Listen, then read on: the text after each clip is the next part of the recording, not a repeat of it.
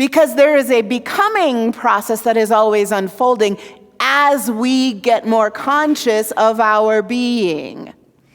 As we become more awake and aware of who we are being in our lives, who we are being in our relationships, who we are being on this planet, who we are being as humanity, as the collective. As we become more conscious and awake, we get to become more able to be at choice, right? So if we can be aware like,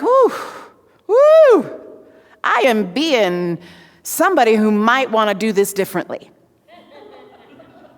This is the kind way of saying it, right? I might not be being that person that God has anointed and appointed me to be on the planet. I might be being somebody else for a few moments. So we get to have consciousness about that, though. We get to be aware of that. That's part of what spiritual living means. It's not about going to sit on our cushion and just meditate it all away. I'm going to invite you to take a moment right now and just think about what were you able to sit with just now as we sat in some stillness and quiet together? What were you able to just take a breath from by just taking some few moments, literally a few moments, to just be with yourself? It didn't make your life stop being your life. Didn't mean your personality stopped being your personality. It didn't mean like if you came in here with an ache in your shoulder or a crick in your neck, that was probably still happening. And you got to be. No doing, just being. And maybe a little awareness began to rise.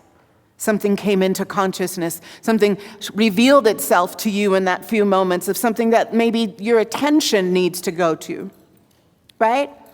So maybe something you shared with your partner, or shared in your reflection, like, oh, this thing rose. This is the thought that came, or this is the feeling that came. And now I am going to be in a process with myself about, oh, is this something I need to attend to? Is there a change being asked of me? Oh, yeah, everybody literally stopped breathing when I said change. So let me remind you about what our mission statement is. Yeah, transformation. That's what we do around here, right? Which is a fancy way of saying radical change. I heard a description of transformation from Adrienne Marie Brown recently in a podcast, and she was saying that for her, the reason she likes to say transformative change, which is a conscious thing she says, is because it gives people she's speaking with a cue that she is talking about radical change.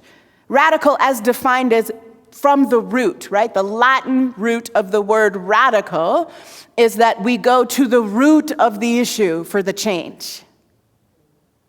And that's what transformation is. Transformation is root change.